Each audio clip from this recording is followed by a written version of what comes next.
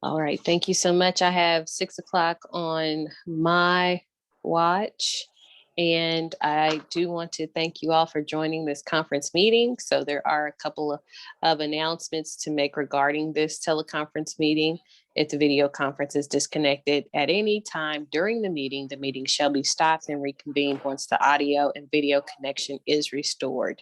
If communications are unable to be restored within 15 minutes, items remaining for consideration will be placed on the special meeting agenda for a future date via video conference. The agenda and documents are located on okc.gov. Anyone wishing to speak about an agenda item, please text 405-757-4429.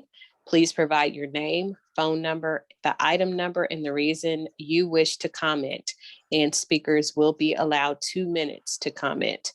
I ask that all participants please keep your phones on mute until you are recognized to speak. And when you are, please make sure your camera is turned on. Committee members will be allowed to ask questions or comment at any time during this meeting. And we do want to call this meeting to order. So welcome everyone. Thank you for your patience for the past couple weeks, and hopefully everyone was able to dive deep into everything that has been submitted to you, and we'll go over and continue to work through this process and those remaining agenda items. So I do want to have our welcome from our additional co-chairs, ladies, Dr. Benjamin or Mariana Adams. Just again, thank you all to the city staff, this new draft. Thank you for working on it, and thank you all for being here. Hopefully we are really nearing the end of our progress and we can make some good decisions tonight and move on to the next stage. So welcome.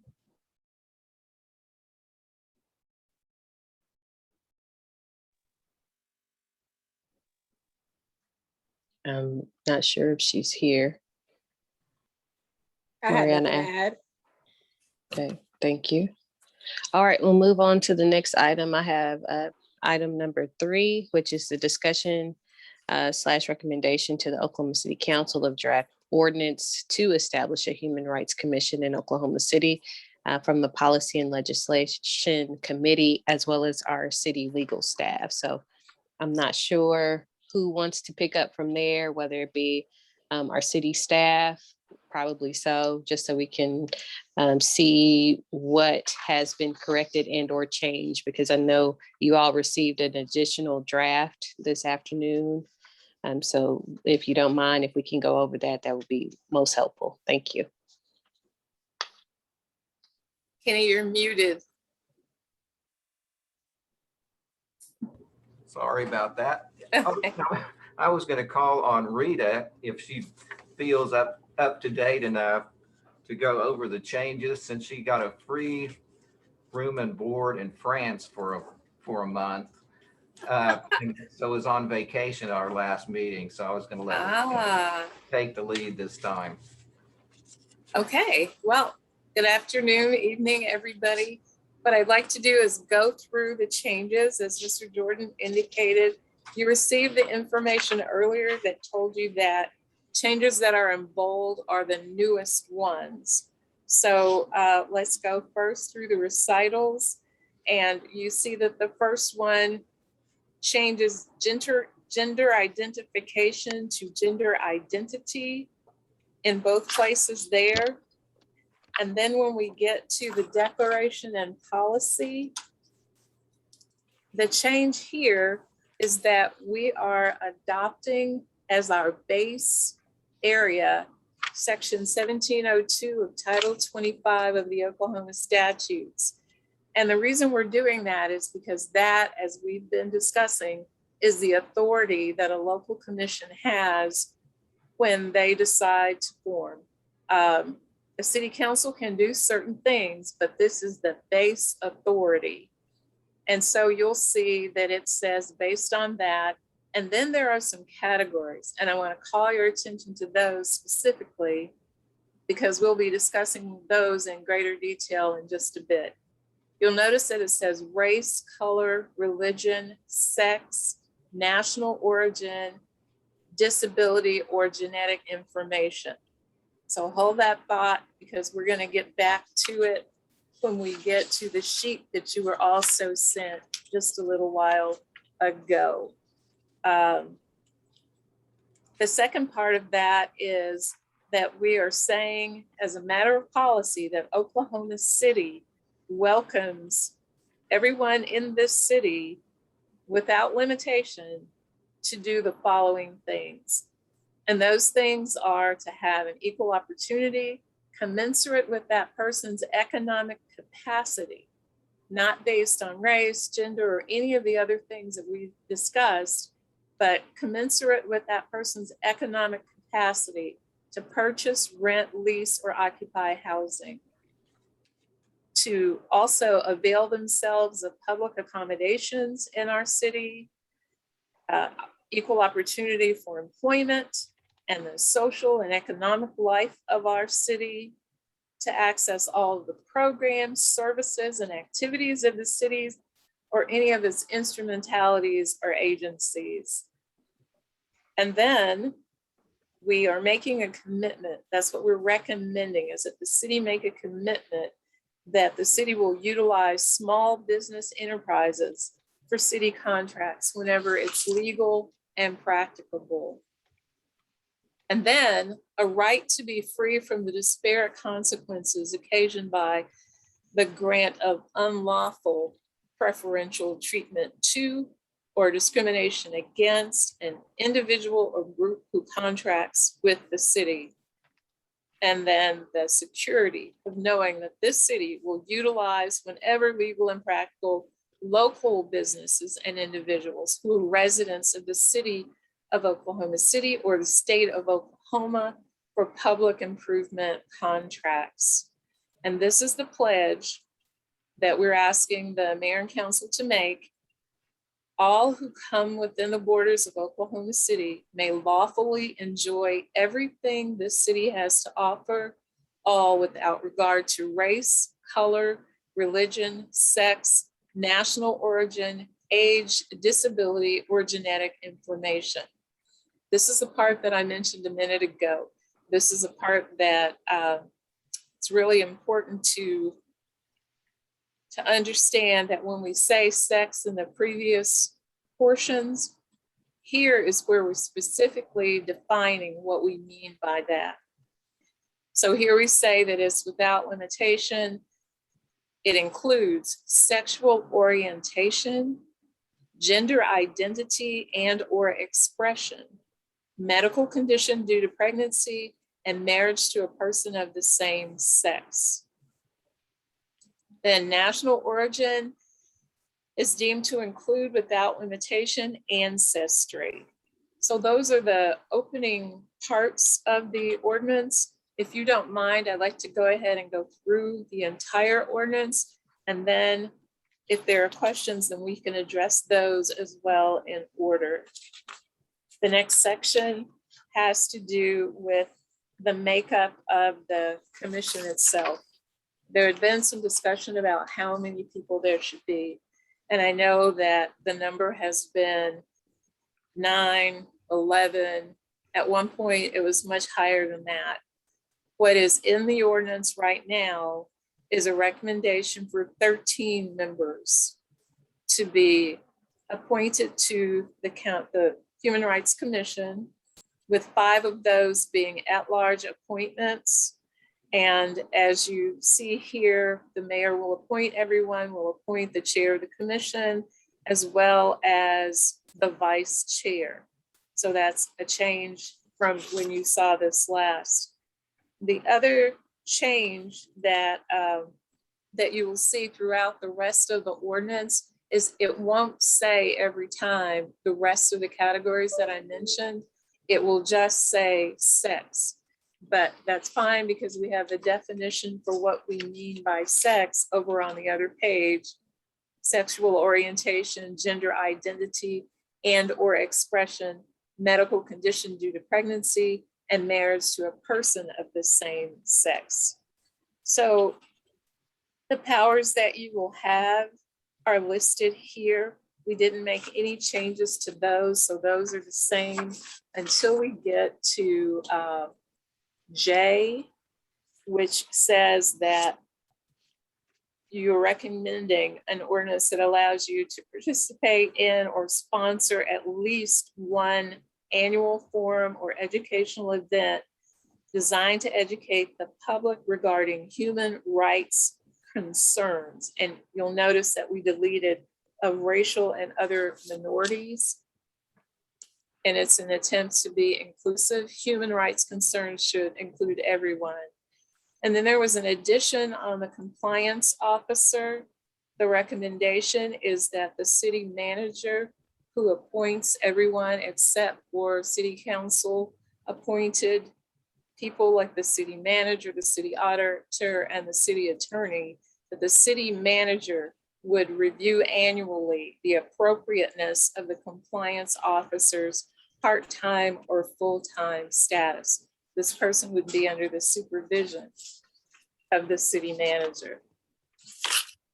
And then there is this change that is in Article 4, intimidation or harassment. And as you've read, this is the criminal section of the Human Rights Ordinance. And what it does is add those same categories that we've been talking about, so that gender is now gender identity and or expression in both places for intimidation or harassment or assault and battery. And then there was the other one part that I wanted to share, and that was the term of members. You'll notice the change that we discussed at the last meeting, and you decided that you wanted an initial term of 5 years for odd numbered wards and an initial term of 4 years for even numbered wards. And then after that, the term to be 3 years. The idea, of course, is that the terms would be staggered, and you would never have a time when you didn't have someone with experience on the commission currently sitting. So those are the revisions in the ordinance that you discussed and recommended last time. Are there any questions about those? Any comments, concerns?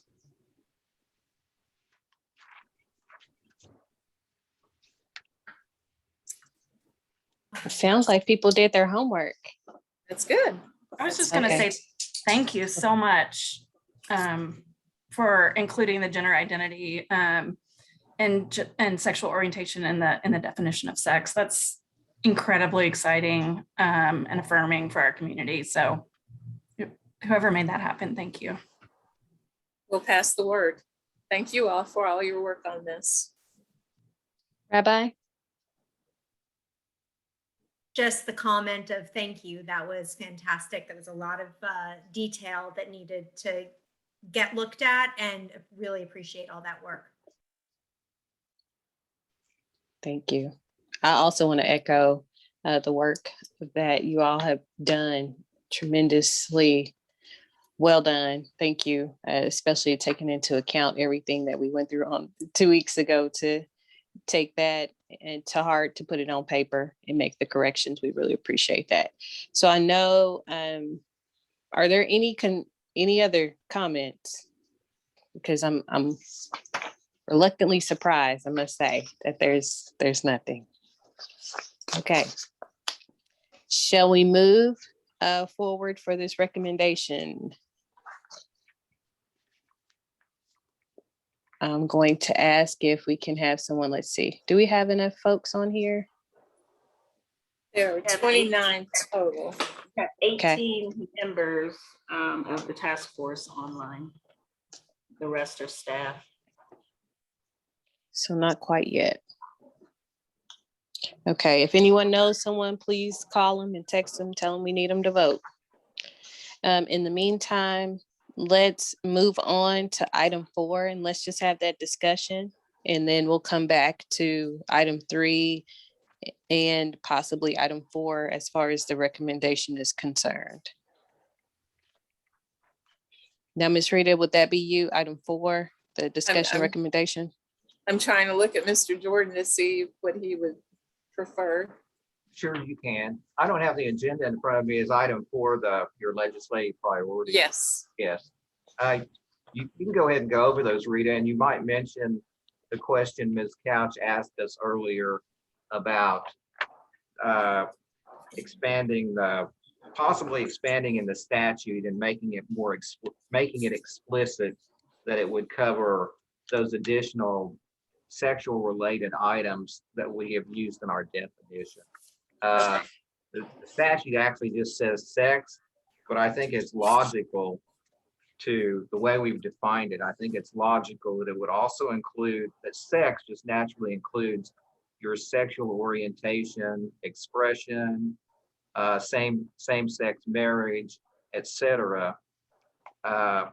And so we've proceeded on that theory, but it's not specifically in the statute. So that's possibly another amendment you might want to put on your legislative agenda of amending section 1702 of Title 25 to include all those specific categories.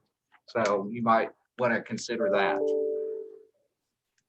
Okay, so that will have as your number 6 to amend section 1702 of chapter 25 to explicitly include the definition of sex as sexual orientation, gender identity and/or expression, medical condition due to pregnancy, and marriage to a person of the same sex.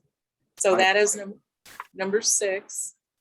And then, And let me, on that topic, there was a fairly recent case of Bostock versus Clayton County, Georgia, where the U.S. Supreme Court, with Justice Gorsuch writing the opinion, held that sex is used in Title 7 includes sexual orientation.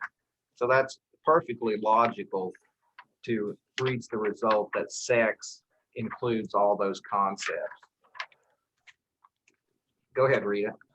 okay, so the first one of the things that the early discussion centered around was the abilities to subpoena records.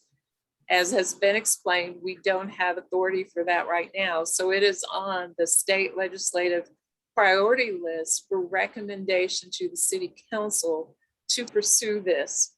If you had subpoena power, then you would be able to use that in your investigations, just the way that any other person or entity would use a subpoena power. And that would be accomplished by amending section 1704 of chapter 25. The other thing that you discussed, the committee is who I'm saying brought this forward and made this recommendation to the body, to the task force. That second one is the authority to award restitution. And you should have this same sheet that I'm looking at, the state legislative priorities. Restitution can be something that is very powerful as far as a victim is concerned. We don't, of course, have that current authority in the statute. It would be, again, an amendment to 1704, that section of Title 25 of the Oklahoma statutes. The third one, the authority to compel community service, was another recommendation of the committee. Again, the legislature would have to give that specific authority to a local human rights commission in order for that to be allowed by ordinance. The authority to levy fines. That could be an incredible thing, to levy a fine against somebody who's found to have violated the provisions of the human rights ordinance. The legislature would have the authority to do that. And if they chose to do it, it would likely become a part of section 1704 of Title 25 of the Oklahoma statutes. And that would be a civil fine.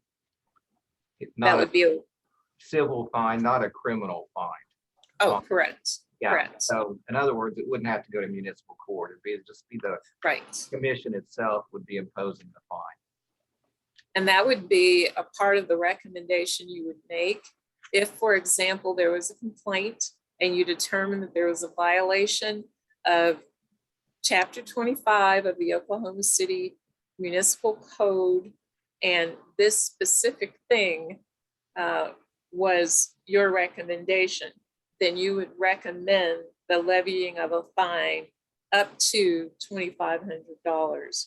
And then the rest of the recommendation you had was an ability to enforce the civil fine in district court.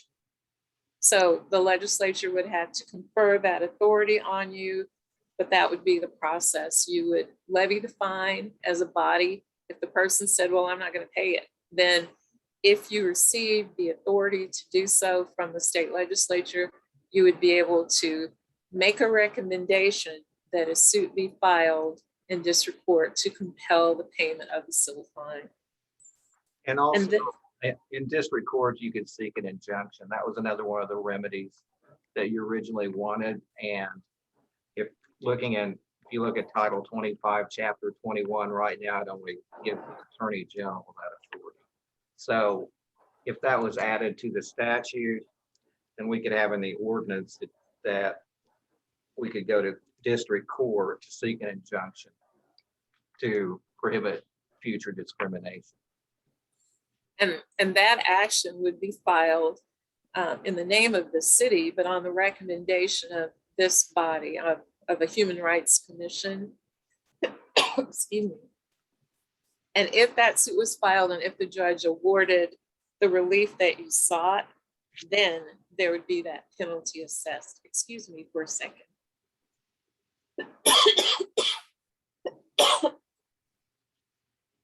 Sorry about that.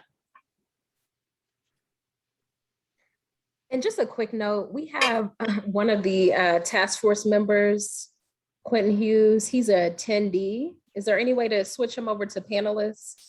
I have been trying to promote him to panelists, and for some reason Zoom is not letting me. I've clicked it 3 times and it's not promoting. Okay. I keep working on it. Okay. Okay, so the final one is the enhanced penalties, enhanced remedies and penalties.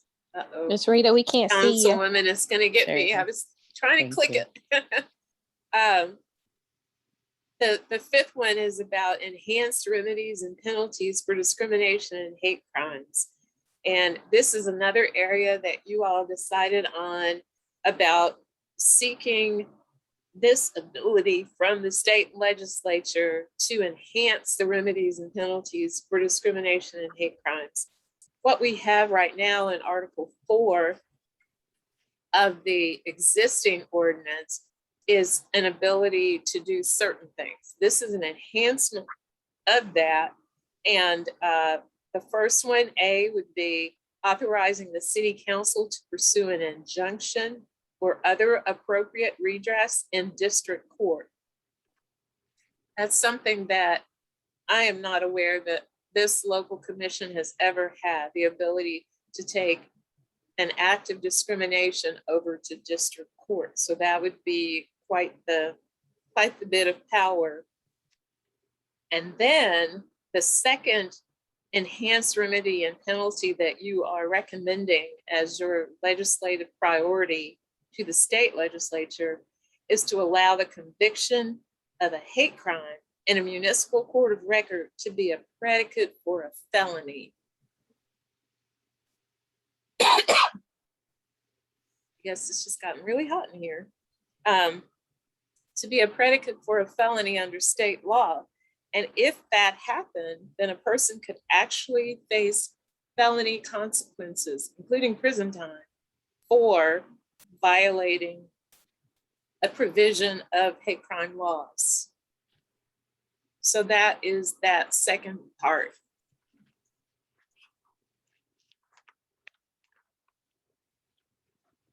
So you guys, excuse me for using guys, but you get, ladies and gentlemen, can look at those 5 and also possibly consider adding a 6th legislative issue. And you could always potentially go for all of these the first time out, and some of them would probably get cut out by the legislature, but you might get 1 or 2 of them, or you could just focus on getting 1 at a time, however you'd want to do it. You have to take it to the council legislative committee, and they have to recommend it to the city council as to be on the city's legislative agenda. And then the council votes on that. And then 1 or more of the issues would be on the city's legislative agenda. So that's the process for that. Are there any questions or comments about the legislative priorities? Okay, I see 1 hand. I see 2 hands, so we'll go in that order. Laura Lang and David Hall.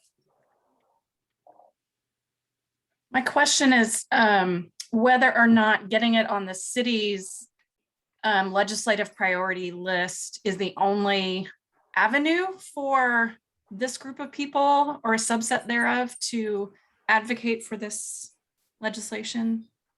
You could always do it on your own. You could always do it with one of your outside interest groups. In terms of it being a city legislative issue, that's the only way you can get it on there. Thank you. There was another question. Yes, so I was wondering if we plan to prioritize this as a group, or any of those as a group as far as what we recommend. And then from you all with the city, if you all recommend adding any to that list that might help us be more successful. Yes, and if you do want to put a different priority on these as to which order you would like to see them attempted, we can indicate that on this sheet so the council will know that that's what your recommendation is, that we try to get these legislative amendments in this order of priority.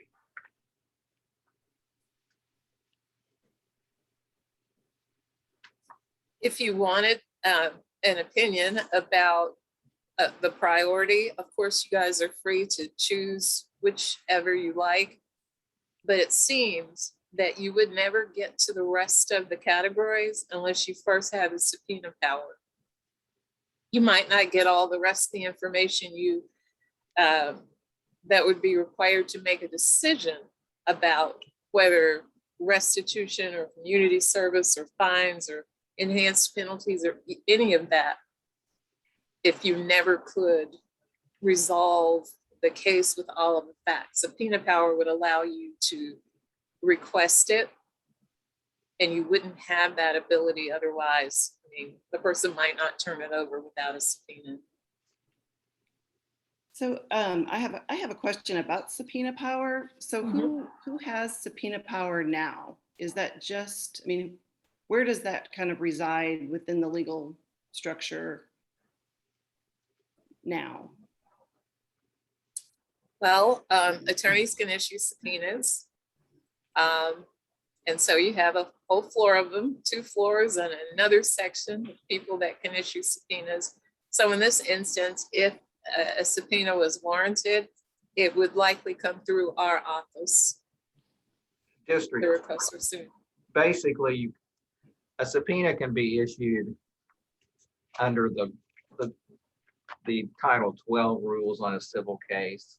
Mm-hmm. Can issue a subpoena. The municipal court can issue a subpoena, and I don't know if Cindy's here or not. She's probably more up on this than I am, but basically it would be right now issuing a subpoena, it'd be civil court if you're in a civil lawsuit in court, or for discovery under the discovery code on a civil case.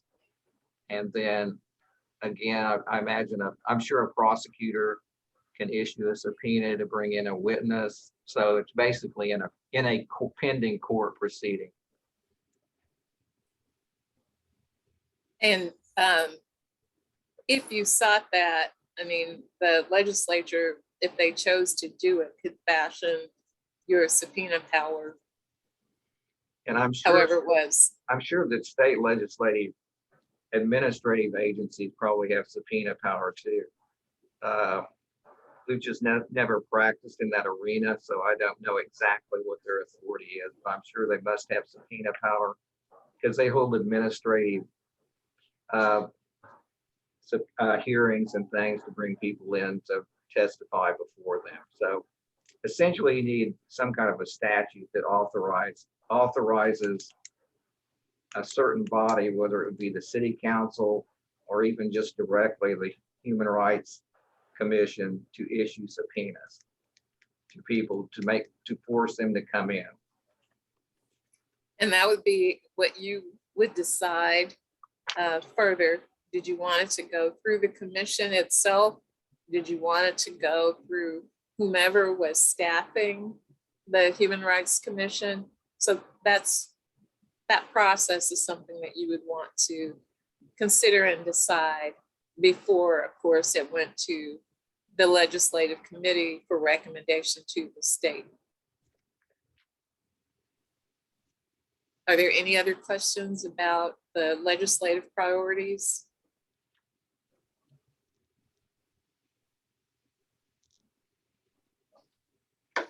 And I think the only question you have left is David's question about what priority you want these in. I do think subpoena power really needs to be your number one. Yeah. Everything else kind of depends on that.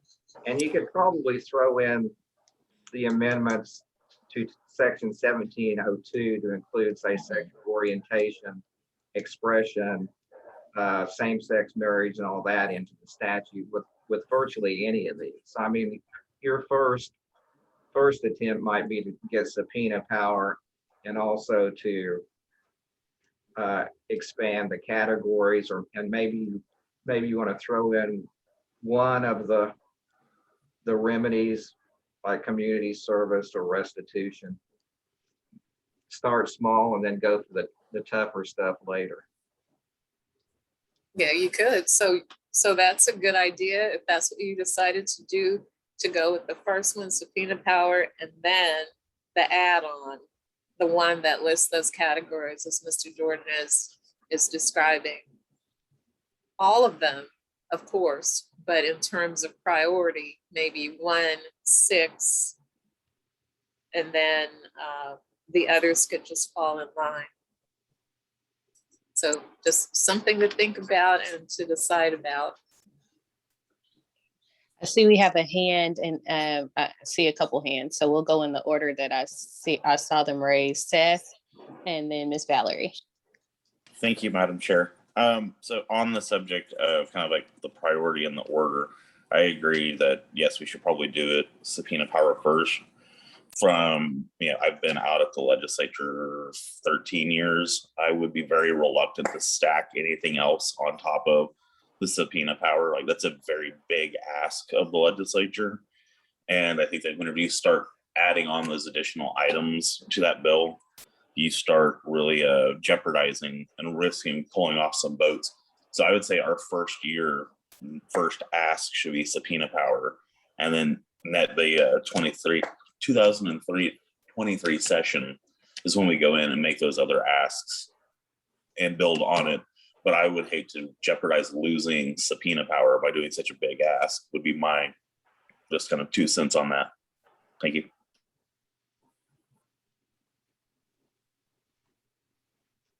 Ms. Valerie. My thought would be, instead of spreading these out, 2, 3, and 4 could actually be combined, so that we would have for authority to open restitution, compel community service, levy fines, and issue an injunction. So that it doesn't look like you're asking for, 6 things. You're asking for broader remedies, basically, to include this list. So to me, I do think we need to think carefully about how these are presented to the legislature. And I'm sure the city works on this as well. So, but my thought is, this looks like a long list. In a way, it's not very long if you combine the remedies. And I wonder too if these are binding on us, or is this just sort of a wish list? What's the function of this list? The wish list. And it would basically, you take it to the council legislative committee, or take one or more of them to the council legislative committee, saying we would like to amend this statute to add this, amend the Title 25 to add this.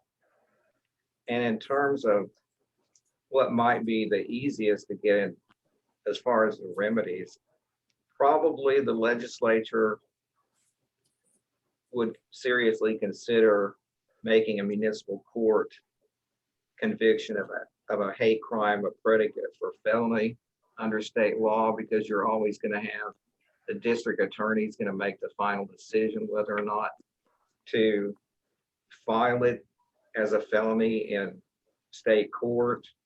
And also, when you're asking for an injunction, you also are going to have the district court reviewing that, a district court judge deciding whether an injunction should be issued.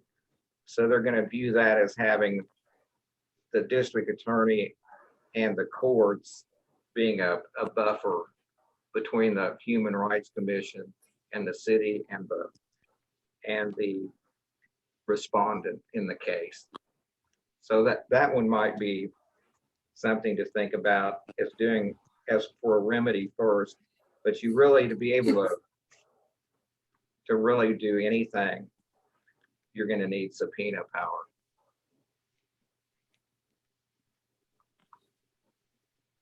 And the list, Go ahead. oh, I'm sorry, the list also comes from previously, the discussion was about wanting to do various things and have those as part of the ordinance. These were the powers that were lacking, and that is how they made it to the list. So once these things are addressed, then it's possible that the powers could be expanded, but without them, this is the authority that we now have. And I do want you all to keep in mind as well, one of the things that we also suggested in relation to establishing or reestablishing this commission is that we will have a subcommittee that will continue the work of advocacy for us to be able to have different angles of how we work together to make sure we get these things implemented as far as our state, to give us all of the authority that we need for our city to make it most helpful for us to do this good work in relation to human rights. So fellas, for the if you don't mind, I'm going to let our co-chair Mariana speak, and then I'll go David and Bruce. Thank you. You know, Councilwoman Nice, my comment was just related to what you exactly said, so I won't take long. I guess my thoughts were, in order for us to move forward, the commission has to be reestablished first, and then if and when reestablished, then we would, have various commissioners who would then need to go through some sort of process of setting up or agreeing to this legislative agenda and some of the committees that you had just referenced to. So I just didn't want us to get too far down the road before we actually have the commission, this ordinance passed by the task force tonight, and then go before the council to be approved, and then the subsequent steps.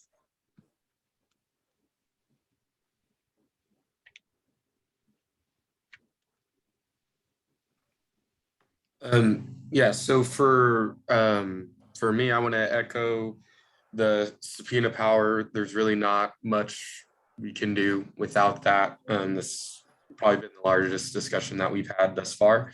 That said, I do recommend for everyone, I do recommend that it would be good to prioritize and to the point of this, the city's already said they're open about how we share that priority. So for instance, if we want to do something like subpoena power as its own, but #1 priority, and then to Dr. Couch's point of doing like 2, 3, and 4 could be lumped together as our next priority, and then #5 as, you know, the third priority. That'd be good to look at. And then something to think about, again, I don't want to get too far into it, but just so people aren't worried about like, well, we should only go for one thing.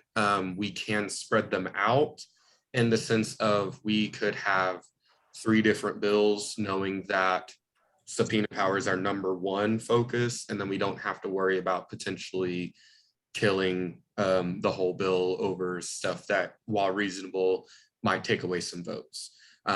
So it really just does come down to how we prioritize and how we want to lump certain things together or not.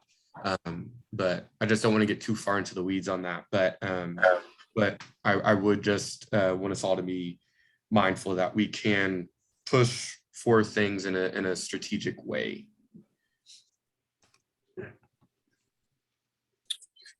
Yeah, and just to build on that as well, whenever we set forth some of those ideas, we separated them out knowing that there was going to be some pushback. And, you know, looking at how hard we're fighting on some of these very simple things like the number of seats at the table, I don't think that putting 2, 3, and 4 together as an actual power is necessarily a strong idea taking it to legislation.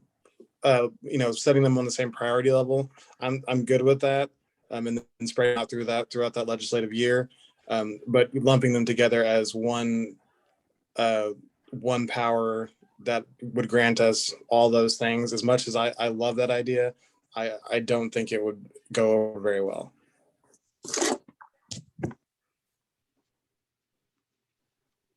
Okay. Thank you. Is there anyone else have any other thoughts? Okay, if you allow me this privilege, what I would like to do while we have enough people on here, I want to go back to item 3 and let us call the vote and the recommendation to the Oklahoma City Council of draft ordinance to establish a Human Rights Commission in Oklahoma City. So for those who have just gotten on the call, we appreciate you for being with us. We did not have any concerns, and we went over it again as far as all of those additional requests from our last meeting. So what I will do is the same order that we did 2 weeks ago for us to say yes and for us to say no. But I will ask that we have a motion and a second if this is the wish of this committee or this task force. Madam Chair, I would move that we adopt the ordinance as presented in the packet. Second. Thank you so much. Second by David Hall. All right, so it's been properly motioned and second. So what I will ask is if you say yes, please raise your hand.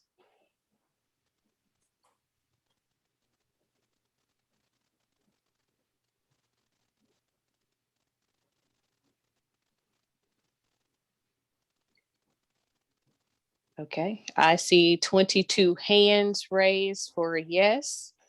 I am going to lower the 22 hands that I see.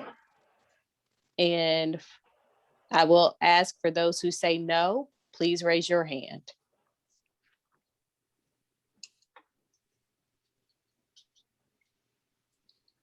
I have one no.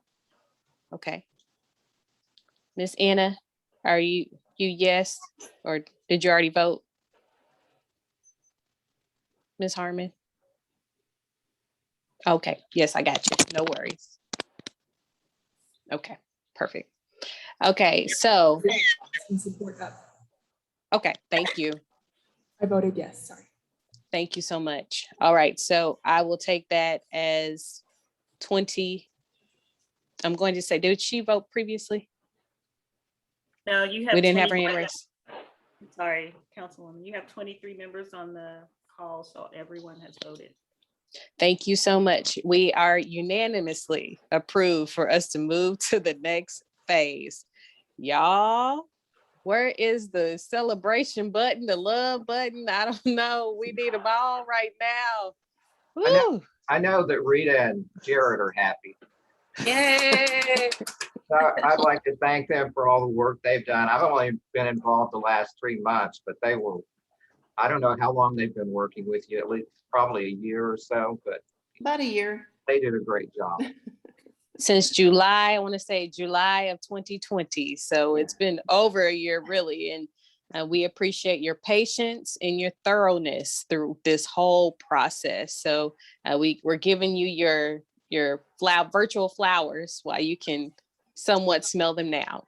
So I want to say, speaking of thoroughness, the parts you see that were the corrections, in addition to Mr. Jordan's, but Jared Beatty is very thorough, and he made sure that he went through all of this, and the things you see, many of the things you see that weren't caught by Mr. Jordan were caught by Mr. Beatty. So yay, Jared.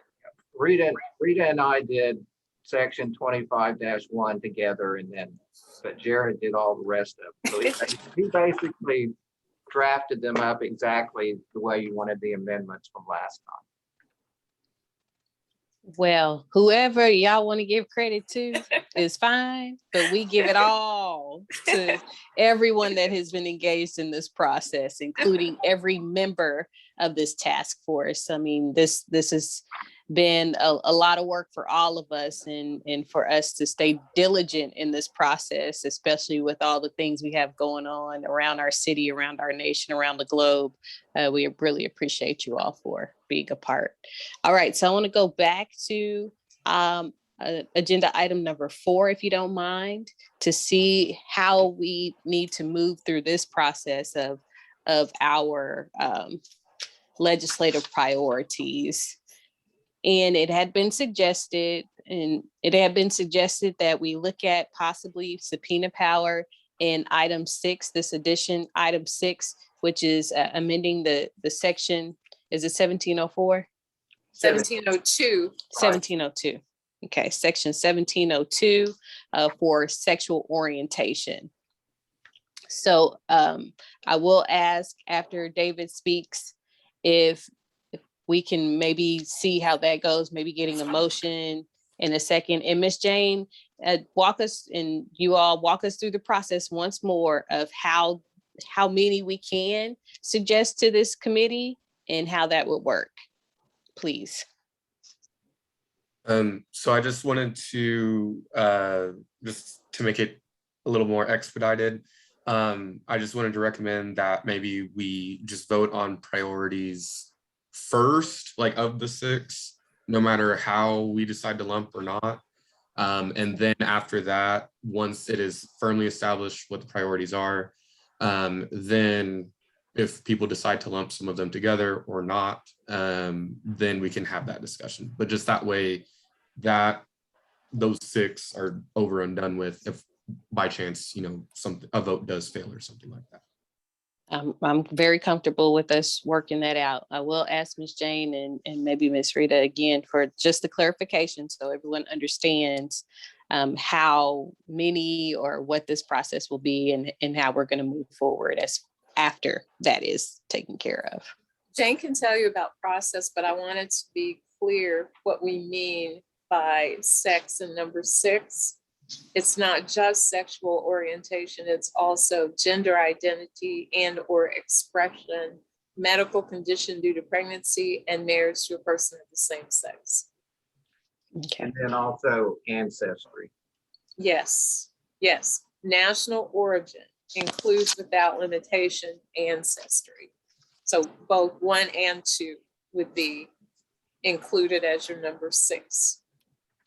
Okay, so basically everything that we see on the draft ordinance on page 3 of 12 under item C and, under item D, 1 and 2.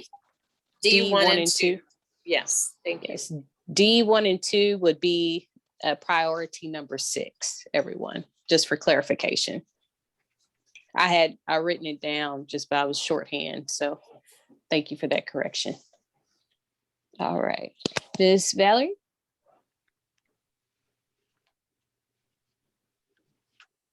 You're muted, sweetie. Thank you.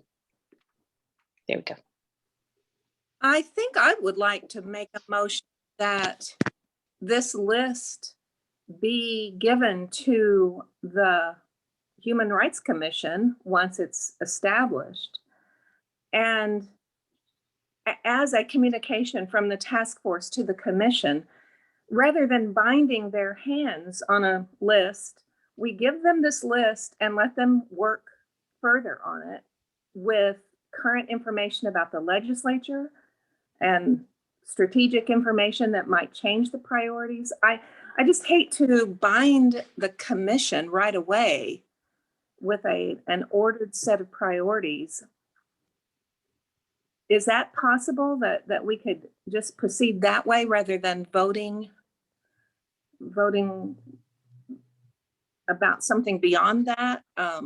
Yes, you could just vote on the list with that one addition of the definition of sex and national origin added, and then you could basically recommend that these legislative issues be pursued as determined by the Human Rights Commission and the City Council. That makes a lot of sense to me as well. I mean, as well, since the commission hasn't been formed yet to sort of add additional things, I would think they would have more weight from the commission itself once it's formed and they kind of figure out, we really need to do X. And actually, no, we need Y, which wasn't on your list, but we're seeing it out there. I don't know, I'm just kind of thinking that too. That makes a lot of sense, what Dr. Couch is saying. Yes, and I have two hands raised, and I'm assuming this is our discussion time, so I'm okay with that. And either way, I think we're all okay. And again, keep in mind, we're still going to have the opportunity for another body as well to be added to do that policy work in addition to. So we're going to be heavy-handed on policy regardless of how this outcome may be. I have David Hall and then Dr. Crudup. So the thing just to keep in mind is that part of the reason why I wouldn't say expediting, but we're voting more quickly on these legislative priorities is because the city needs those in order for it to sort of get the city stamp, if you will. And so as far as that goes, it does require us to outright say that that these are the priorities we want you to do from the legislative standpoint. And the issue that we could run into by doing that is we would have to wait for the commission to not only have their members chosen, but fully appointed, plus voted on, plus that would have to wait until after the commission itself was voted on, which hasn't been given to the city. So you're talking, I think what we discussed before could potentially be a process of 2 months, and being at the of actually getting to that legislative priority situation, which we're about to hit October, so that could be somewhere around November. So from that standpoint, that would be possibly too late, from my understanding, to get that on the city legislative docket.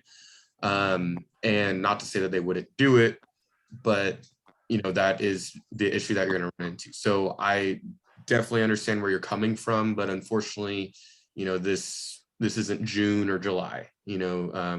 We're really getting it close.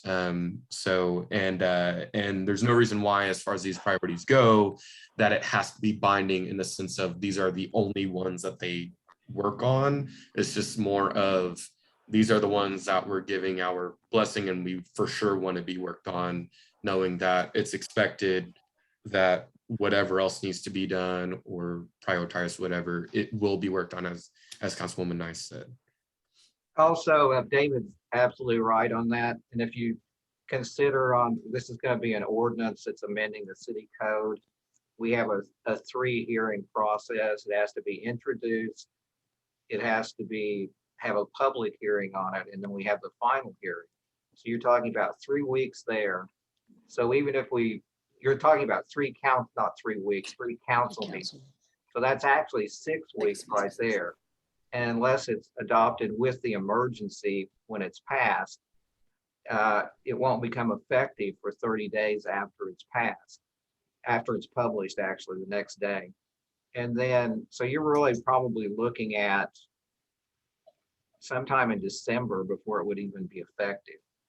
Then we have the appointments of the commissioners. So if you want to get anything on the 2022 legislative agenda, you probably ought to rank these issues, and then Jane can take those to the council legislative committee, and they can always recommend that we do one this time, like subpoena power. So I think David brings up an entirely valid point. Yeah, I want to also kind of side with David here. I think that if we're going to do this, we need to go in giving direction as to what we need to happen as all of these things are coming together. So even if we don't prioritize the other ones, we've already heard that the subpoena power is the most important. So if anything, I think that there should be a motion to at least say subpoena power is top priority, and the rest of these can, they can kind of be talked about once things are set up. But we at least need to let them know our top priority is that subpoena power.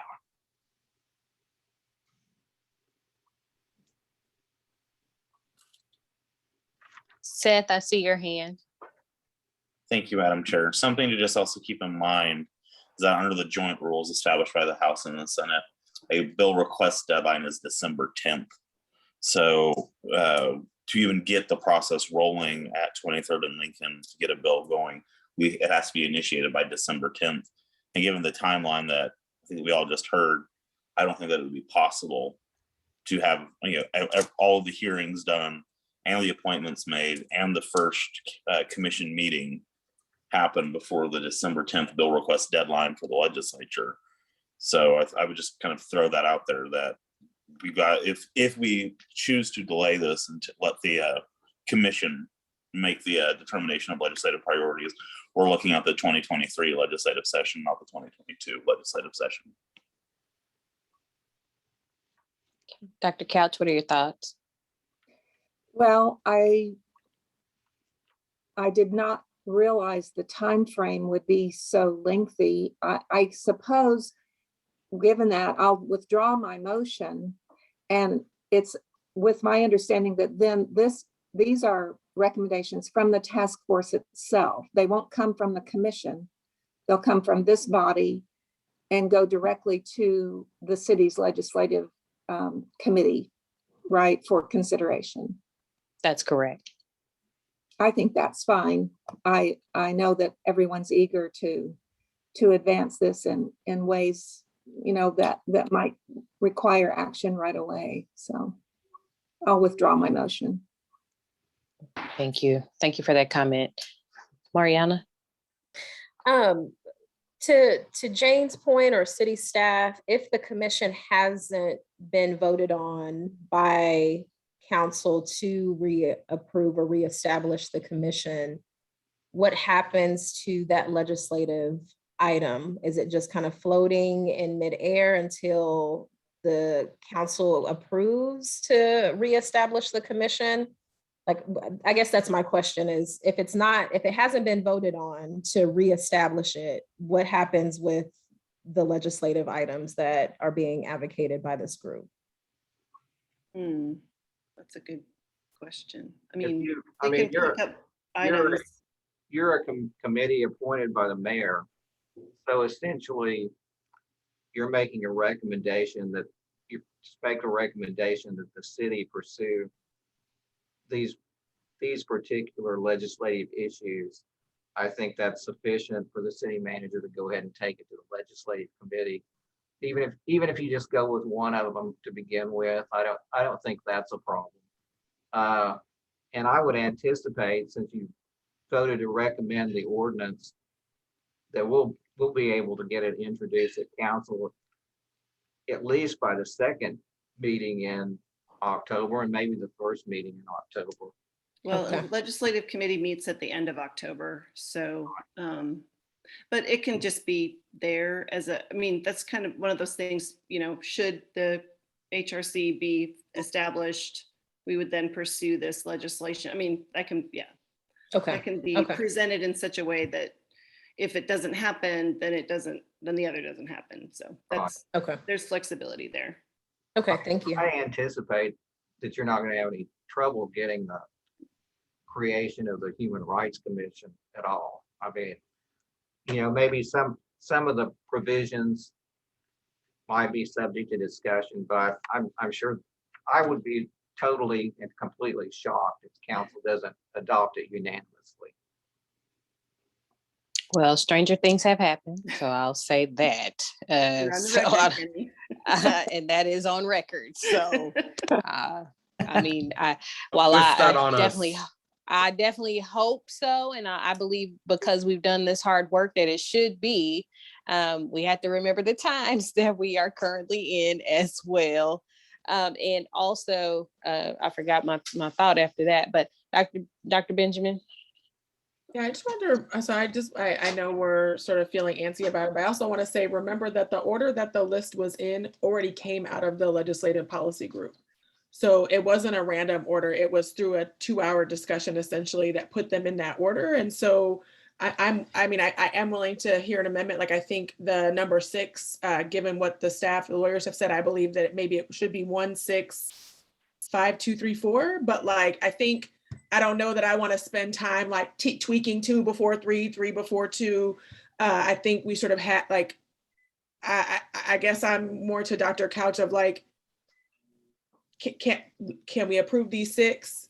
You know, maybe with a particular order that again was recommended to us, which is 1, 6, and again maybe then 5. But like I don't know that. Like I said, we already spent time getting them in that order. That was a long discussion. That group was really thoughtful about what we thought was punitive, what we thought was important, and so I don't know that now 40 people need to hash out the order of 6 items. So I just want to remind people where that order already came from.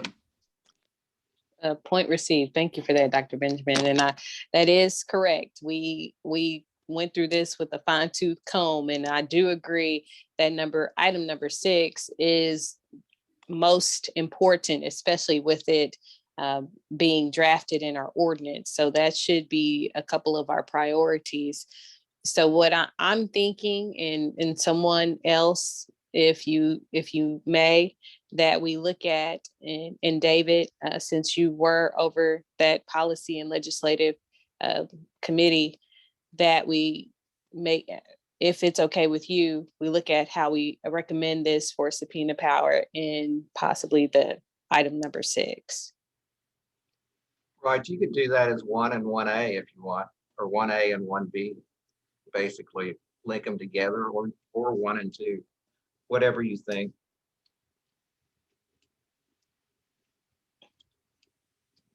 I'm guessing it wouldn't, like you said, it wouldn't matter either way.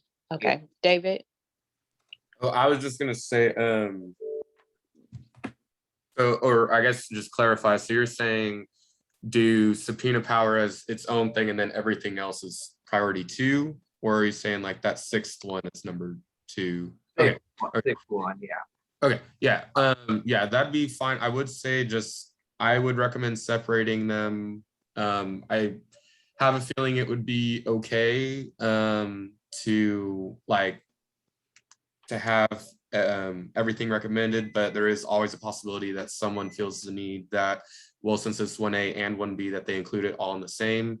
And I will say that will kill the bill if they were all lumped in at the same time right now. So I would say separately, or all recommended priorities, but just separate ones instead of seemingly being put together. So I understand that as your nomination is to, or your motion, excuse me, is to select subpoena power as item 1 and amending section 1702 as item 2 for the 2022 state legislative priorities. Yes. Can I get a second for that motion? Second. Thank you. All right, I have a proper motion and second, and we will use our hands to be raised for a yes vote.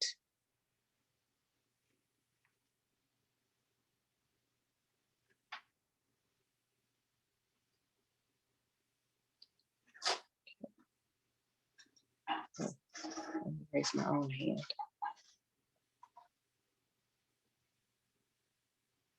So I see 20 hands. I count 20.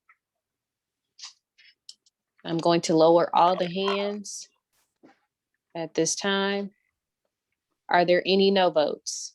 Please vote with your hand raised.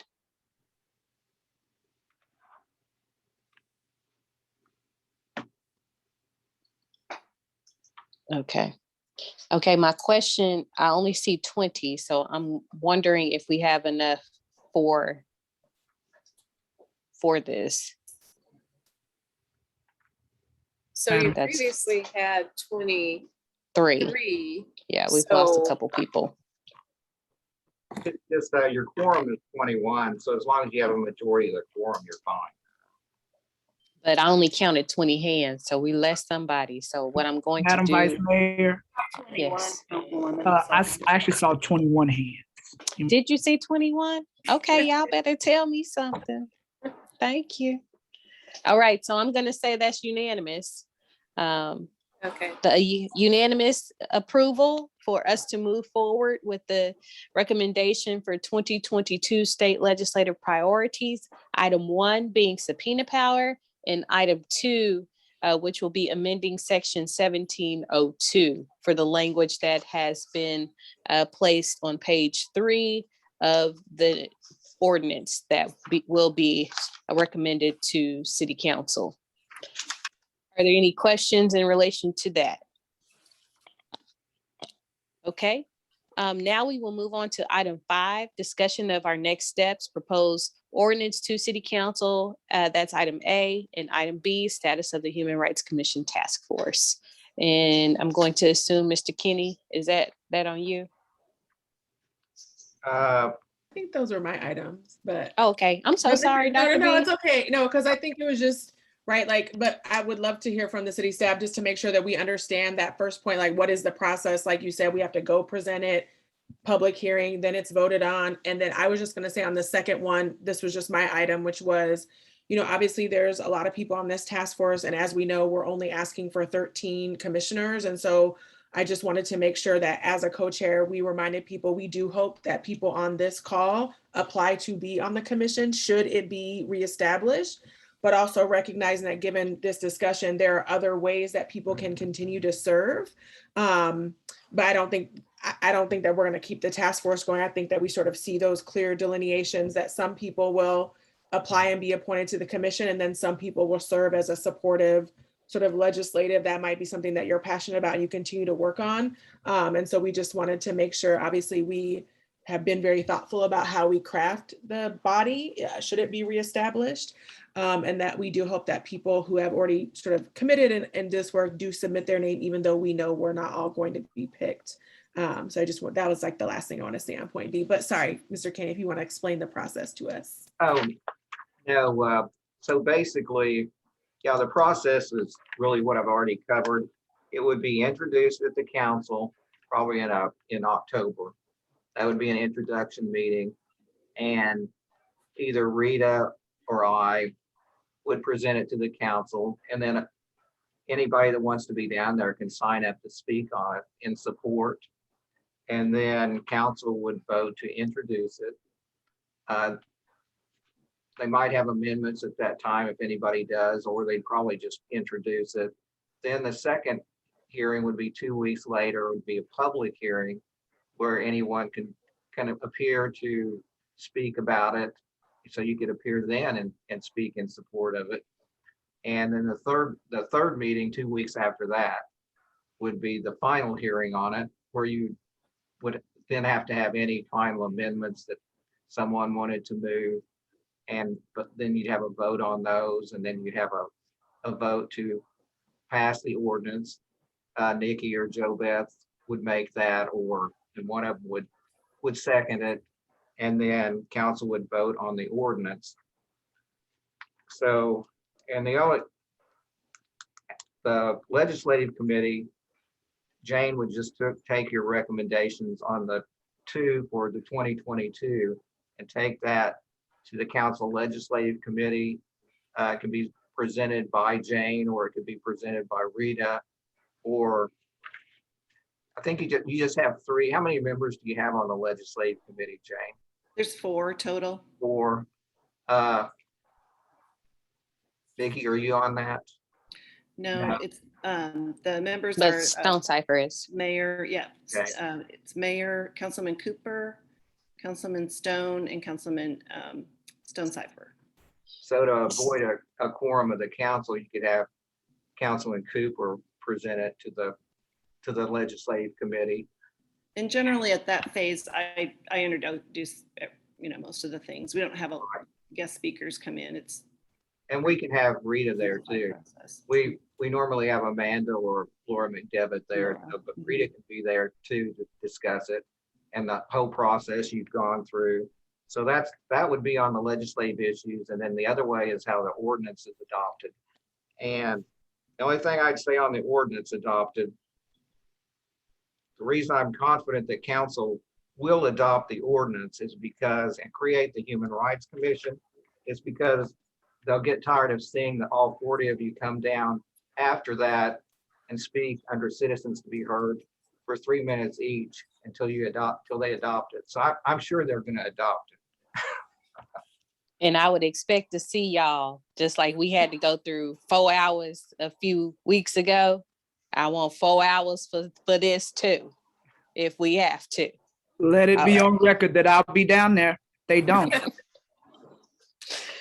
And to the point of what Ms. Jane said, what we can do as maybe myself and Councilwoman Hammond is prep our other members who are also on this task force that are on the legislative committee of what these asks are. But I know Councilmember Stone, pretty much, I think he's been with us on the legislative process of our subcommittee. So he's very aware of where we are. So we do have some advocates that'll help us in that area for us to make sure it gets put on that legislative agenda.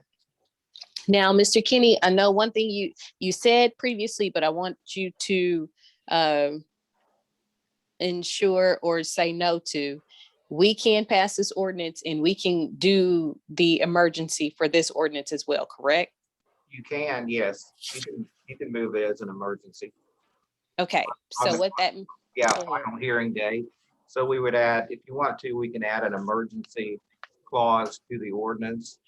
So it'll be part of your recommendation of the ordinance. So you could make a motion on that to add the emergency clause.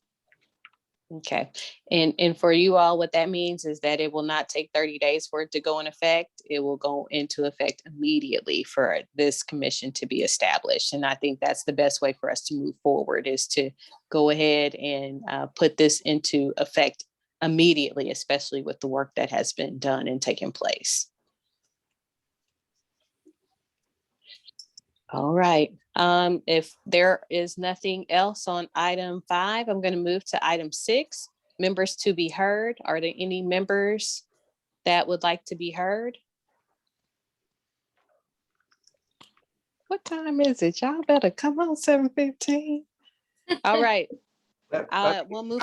Nikki, let me add one more thing before you guys leave it. You've recommended 1 and 6 as 2022. What you might do is move to have us create a second page on this that says potential or possible 2023 state legislative priorities. And that way we would list the other current items 2, 3, 4, and 5 under that. And that way they won't get lost. You'll still have a record that you've recommended those for possible future legislative years, but the only 1 and 6 would be for 2022. Gotcha. So to Dr. Couch's earlier point, is there a way for us to create language that says these others will be are suggested to the commission once it is established for them to prioritize? Yes, to be the need referred, for. be correct, to be referred to the commission for consideration as potential future state legislative issues. Okay. And I just want to ensure, as far as the additional committee that we asked for, that language, I don't, where would that be? If that's in the ordinance, isn't it? No, no, it's not. Which additional language? I'm sorry. The Human Rights Commission would create a committee, right? Yes. Human Rights Commission, one of your committees can be designated as a Human Rights Commission Legislative Committee. And then they would then appoint those folks, and they should be able to do that before the legislative session would start, so they could actually be involved in trying to promote the changes for 2022 and then future years. So that could be one of the committees that the Human Rights Commission establishes. So you already have the authority to establish committees. So that it's built into the ordinance, not specifically as that, but as your power to establish committees. Okay, here's the thing, Mr. Kenny. I want to make sure that it's implemented, because that is the will of this task force. Before we leave this meeting tonight, what that looks like, I want us to figure that out before we go. So in the section on committees, and I don't know if Jared has that at the top of his head or Rita does, but here it is. I believe it's on page 6, advisory committees to assist the commission. Yes. And you could say, we could add in here the a number 4, or actually it'd probably be number 2. You could say that the commission shall establish a legislative committee to make recommendations on and promote legislative issues that the city that they recommend that the city council pursue, or something along those lines. We can add that. The substance of that is like number 2 under its I, small I, 1, 2, and 3. Now we can make it number 2 and then renumber those subsequent subsections. And I think that would basically, it'd be a mandate for them to establish that particular committee. I think that would be very helpful for us to make sure we get that language in there. David, I see your hand. Well, and correct me if I'm wrong, Chief Staff, but as far as, I guess you could say, leading up to that, we could also just not dissolve the task force until it's actually, like, the commission's actually created, in which case we could continue working on it until the commission is actually established, but also not have to worry about, the 2-month or 3 months delay. You guys can always work on it on your own, and basically, I think until the ordinance is actually adopted, that you're not really dissolved, because potentially the council might say, oh, we want to refer this back to the task force for further consideration or something. So yeah, I don't think that's a problem. Okay. So, did you expressed an interest a little bit ago to have this ordinance approved by the council with emergency? Did you intend to express that as a body? Do we need to vote Yeah, on that? making a motion for us to add the emergency clause to the ordinance. Okay. I'll ask for David, since you are the chair of that committee, if that's your will. But if you don't mind, I'm gonna ask Seth to.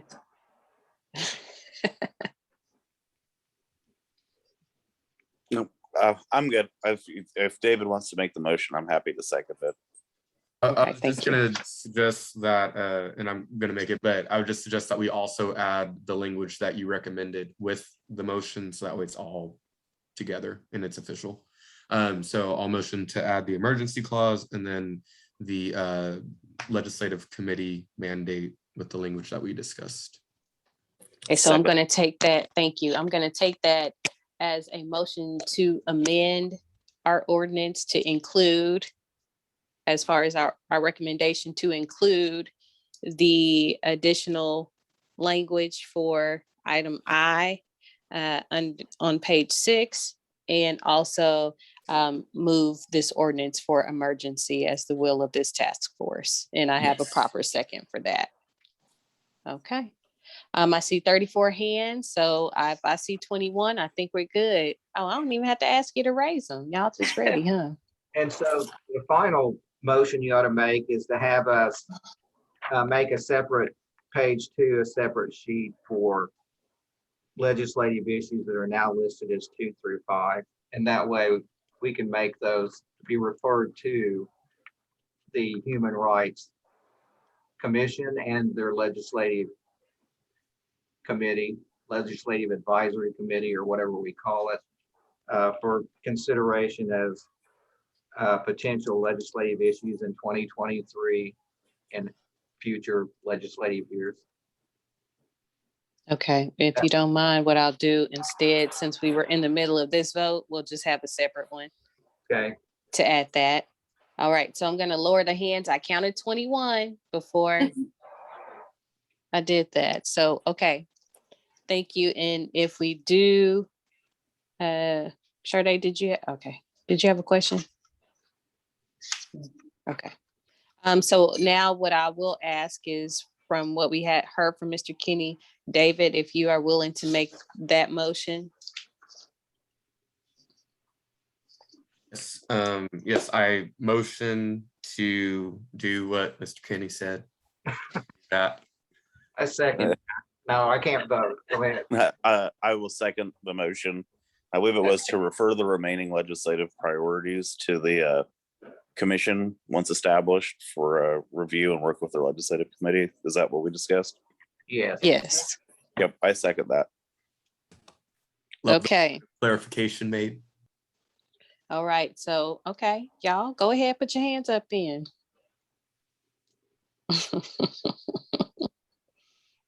I'm about to do a backflip. I just want y'all to know that I'm so excited. Put it All right, on record. I count 21. Yes, you really don't want to see it, I promise. Good thing I have insurance, because just in case. All right, I count 22 yeses. I don't know where that extra one came from, but we'll take it. Thank you. Okay, I'm going to lower the hands that I see. Thank you all. So that was unanimous for both of this current vote and the previous vote.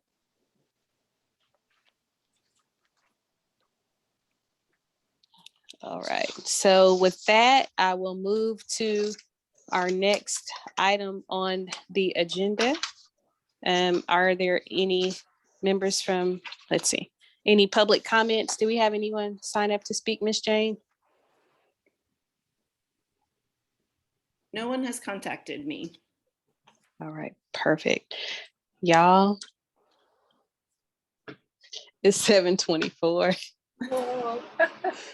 That's all I had to say. But let me just, once again, I want to extend my gratitude, full gratitude to all of you all for being a part of this process, especially to our co-chairs, Dr. Benjamin and Mariana Adams, we could not have done this work without the leadership of you ladies in this process. So thank you for your commitment to getting us to the recommendation for our city council. And I know we'll all be cheering this on. And if you don't mind, Ms. Jane, I will ask that as soon as we know it's going to be on the agenda, that we get an email so everyone will be prepared to participate at each phase of it. So we get an additional email when it's time for the public hearing, and then an additional email when it's time for the final hearing.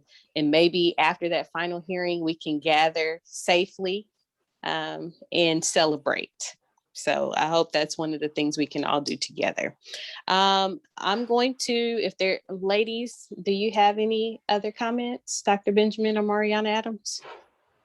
Thank you, everyone. Thank you for all your hard work. I'm so excited that we're here. And I know we still have a few more hurdles, but you heard Mr. Kenny, we good, we in there. So we'll just be positive, but thank you all so much.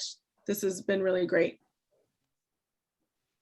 Yeah, just stick with us. That's all I would say. Just reiterating what Councilwoman Knight said through, we're at the last, I ran track, so I think we're on the fourth leg.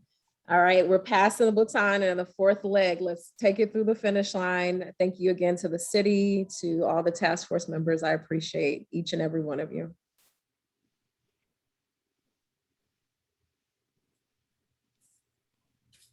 Trying to let this phone ring in this background, but okay. So now we are going to adjourn. And before I do that, I do want us to keep in mind as we are reestablishing this Human Rights Commission, the many things that are happening across our globe as far as human rights are concerned. So we definitely want to continue to keep those from Afghanistan in our thoughts, as we do know a lot of those residents who had to flee are now in Oklahoma, and also those who have been impacted from Haiti who have had to flee. We definitely want to continue to keep all of those folks in our thoughts in this process, because I have a feeling we're probably going to see some of those in our city as well before all is said and done. So that's how we take care of each other, and this language and this ordinance is definitely going to help us to do that.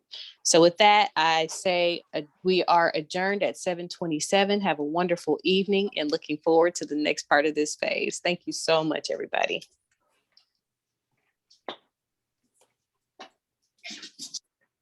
Good job. Yes, excellent.